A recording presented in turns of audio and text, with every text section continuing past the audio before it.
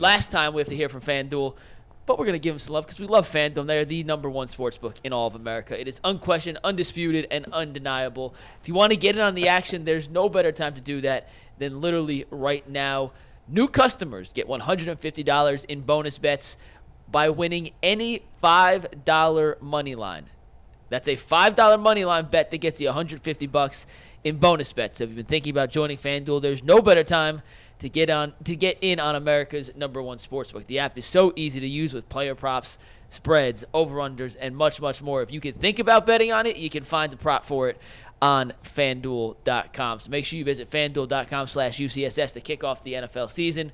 FanDuel, an official partner of the NFL and an official partner of the Ultimate Cleveland Sports Show. Bull, it's all you. We started talking about the Niners. By the way, the Niners have now dropped 3 in a row. Yeah. And so let's talk about this division a little bit, guys. We'll bring up the division standings again if you can, Mike. By far the best division in football. All 4 teams over 500 this late in the season. That's remarkable. Very unusual. Yeah. All right, and the way the Bengals started, you wouldn't have thought that, but obviously they've righted the ship. So Baltimore 6-2, they won against Arizona. Pittsburgh lost to Jacksonville. Kenny Pickett, who's been terrible this year, I did not. Listen, we all get some wrong, some right, and maybe still Kenny Pickett's going to be good. He's shown no signs of being good this year, and he got hurt, and Trubisky was even worse when he came in. Tomlin spoke today, by the way. He said he needs to see something definitive in practice this week to allow Pickett to play. They play Thursday Night Football. Who are they playing? No idea, but they play on Thursday Night Football. Something definitive. Does he mean health-wise or production-wise? Yeah, like health-wise. Like definitive. I'm reading the quote off Twitter, so I'm literally just going off a quote on Twitter. Yeah. But he needs to see something definitive to make him feel that Kenny Pickett is not going to. I don't think it matters. I don't think either quarterback's any good. They play Tennessee, by the way, on Thursday Night Football. I mean, by the way, Will Levis looked phenomenal. Did you see any of that by any chance? I saw a couple of his highlight throws. He looked really good. That is wild. When he's a rookie comes in and he just throws 4 touchdowns in his NFL debut. Yeah. Pretty impressive. But as far as the division, I don't know how much you guys saw of the other games in this division. Obviously, I watched the Bengals game. I watched some of it at the same time as the Browns game on the split screen. But I was mostly focused on the Browns, so I kind of went back and rewatched both games. But the Bengals played their best game of the year. The game wasn't even as close as the score. Did they play each other yet? Cincy and Baltimore? Did they play? Yes, Baltimore won. Baltimore won. Where was that? I can't remember now. It doesn't matter. I can't remember. I was just curious. But Joe Burrow, coming off a bye, looked completely healthy again. He made one of the most amazing plays I've ever seen. If we could get, I don't know, did anybody see this highlight of when he broke out of a sack? The crossover to get out the sack? Yeah. Was that the wildest play? Did you guys see this by any chance? I'll text. We can't show it, but I'll text. 2 guys had him. And before this week, he would have been sacked because of the calf. He somehow got out of the sack, spun around, rolled out to the right, and hit, I believe, Chase for a first down on a 3rd and 10 play. It was pretty wild. But Jason, look, that was part of what Gene Bush called me about last night. Yeah. Was his worry about how the Bengals looked yesterday. They are back on track right now. Well, I can't remember. A few weeks ago, we saw the odds. Somebody had the odds of winning the division, and the Bengals were at like 20%. And I just thought that was ludicrous, insanely low for a team that's accomplished all that they have. So, I mean, the Browns have their work cut out for them to compete in this division. And that's why that game at Baltimore is huge, and then Pittsburgh coming here the week after is huge. Yeah. Those are 2 massive games that are going to go a lot farther than what happened yesterday. Those 2 games are going to determine the fate of this season and this playoff run far more than anything that happened Sunday. That's an NFC team. These are divisional games. They matter. It almost counts for 2, it feels like. The one advantage is the Bengals have a much tougher schedule than the Browns. Yeah. They got like the 2nd toughest schedule for the rest of the year. They do. And throughout the entire And the NFL. Ravens are legit. Like, they're for real. They're for real. I still don't think they can do anything in the playoffs, but they got to prove it. But coming up next for Cincinnati Bowl, they play Buffalo on Sunday Night Football. Yeah. Then they play at home against Houston, who's scrappy. Not necessarily good, but scrappy. Yeah. Then they hit the road and play Baltimore in Baltimore. That first game was in Cincinnati. Right, okay. Then they're home against the Steelers, and then That's on the a Thursday night game, by the way, that Bengals-Ravens. Oh, wow. It is. And then they're home against Pittsburgh, and then on the road Sunday Night Football against Jacksonville. Yeah, that's Yeah. You And know then what, they though? have the Chiefs in Week 17. This is how I have felt. I've always felt when the Bengals were good. And this is the best Bengals run ever, obviously in franchise history. They had some good teams in the early 80s with Ken Anderson and some good teams in the late 80s with Boomer and into the early 90s. And then they had some good teams with Andy Dalton and even with Carson Palmer. But this is the best Bengals ever, this version of them 3 years. When you're good and you believe in your quarterback, I don't care who you play. They're playing the Bills this week. I don't care because Joe Burrow looks like Joe Burrow again. He's the guy, and he I think he was 28 of 32 yesterday. He didn't miss a single throw the whole game. So and that's where you hope the Browns can get to is when you believe in the team, it's who cares who you play? It doesn't matter. The Steelers did not look good, in that game. The Steelers terrible. just don't beat themselves. You have to beat the Steelers Right. because You have to Pittsburgh put them away. Pittsburgh does not beat itself. No. We have years of evidence of that, and it's happened again this year with Although the Browns. Mitch Trubisky did throw 2 picks.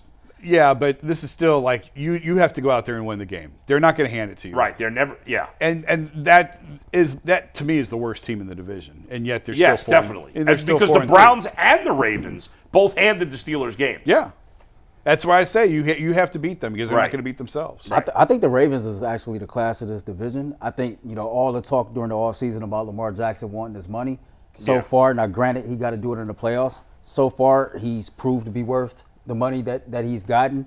That Harbaugh coach team, man, they're tough, they're disciplined, and to Bull's point, when you believe in your quarterback and believe in your team, you really don't care about who your next opponent is. Yeah. I thought they had a statement victory last week against the Detroit Lions. That was impressive. That was a statement That win. was really impressive. You know what I mean? And then they came in, you played at Arizona Cardinals, and even though Arizona hung around, it wasn't a letdown game. Right. They went in there and they took care of business.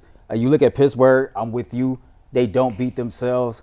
I crack myself up wondering how is it that every week Mike Tomlin is able to get the most out this football team when they don't even have this much talent. Yeah. They go out here, compete, and somehow, some way come away victorious. To the Bengals, that game was not as close as the score indicated. It was a 14-0 real quick, and it seemed like every time San Francisco did something to try to get back in the game, the Bengals offense will respond with a quick touchdown.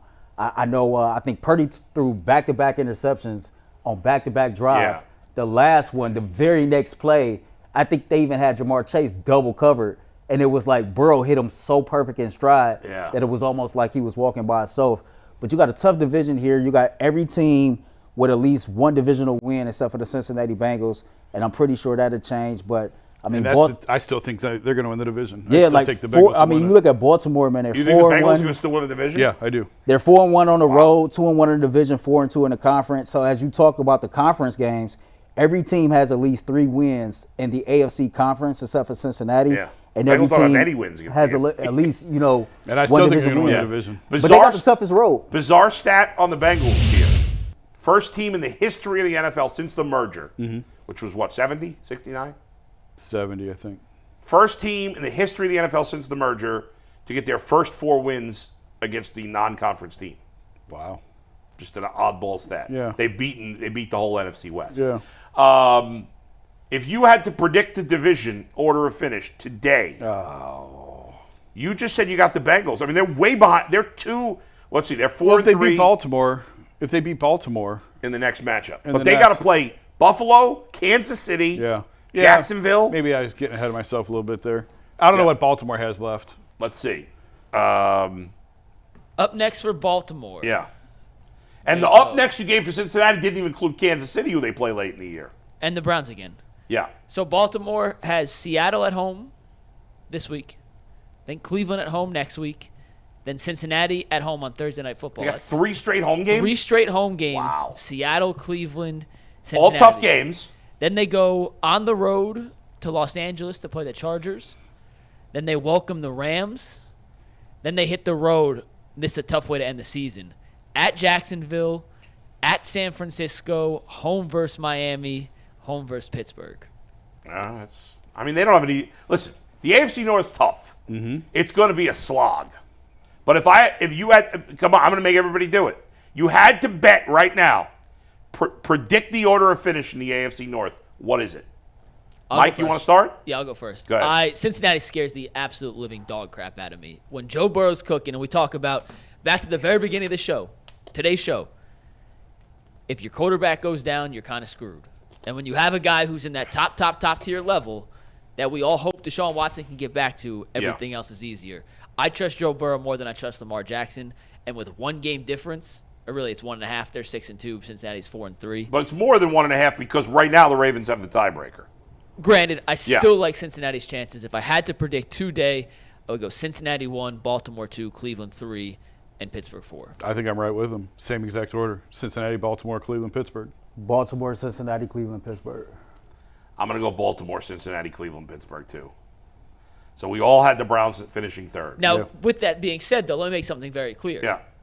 The Browns could still win 10 games and still make the playoffs and finish third in the division. For sure. Third in this division is not an indictment on a bad football team by any means. No. So I'm not No, counting I mean, them out listen, at the all. Browns are behind the 8 ball. The Bengals have Joe Burrow. The Ravens have Lamar Jackson. And right now the Browns have P.J. Walker. Yeah. I mean, they need Deshaun back sooner than later, which I don't even know if that's possible. And they need him to play like the Deshaun Watson everyone expected. Right. Or they could be the fourth that's place it. team. Now, the Browns have a better defense than the Ravens and a better defense than the Bengals, but not by a lot. Right. Those the Ravens defenses are both defense good. has actually surpassed the Browns defense In terms their of what? total efficiency rating. Jake Trotter tweeted this out a second ago. I forget the exact metric, but the Browns no longer have the number 1 overall ranked defense in football. In ESPN's efficiency rankings, the Browns have dropped to number 2. The Ravens have surpassed them as number 1. They also lead the league in opponent points per game.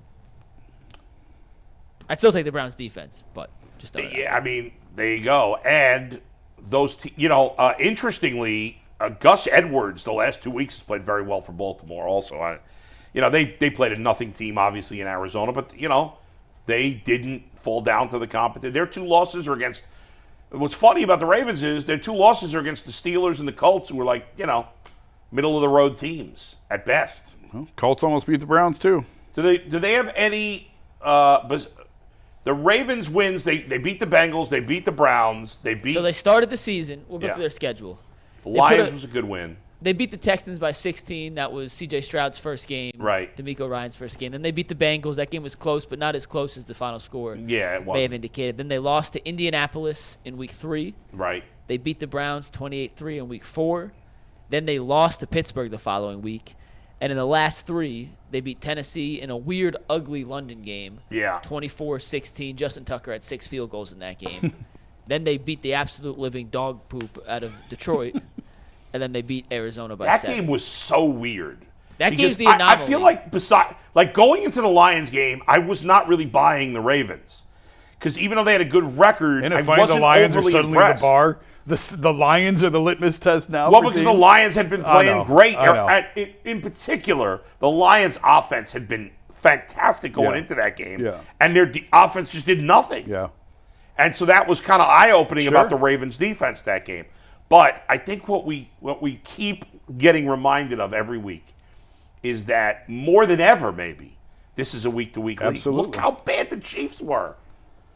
They got smoked by the Broncos. Yeah. Smoked. Who Miami smoked Denver. Like 70, right? 70.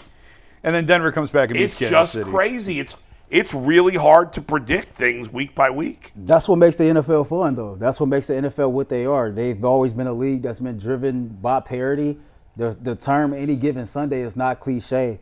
I wake up every Sunday to watch football knowing, like, regardless of records or who has to start players or not, any team can something goofy's going to happen. Any team can get got on any given Sunday. Yeah. And that's what makes the NFL fun. That's what makes the NFL fun to watch. I think it's more than ever now, though. I think the parity is there. Like, I don't know. I know Philly's the best team probably in football right now. They're 7-1. I don't think they're unbeatable at all. No. Jalen Hurts hasn't played Their 2 wins over Washington, they had to pull them out. Yeah. Good luck getting a Super Bowl pick right now. Like if you had to pick a Super Bowl, 2 teams and a winner, good luck with that. It's tough. I mean, yeah. And Miami, Miami did beat New England, but even their offense hasn't been quite as dynamic. since that Bronco game. It's kind of come back to earth a little bit. Tua is still playing very well overall. Go ahead.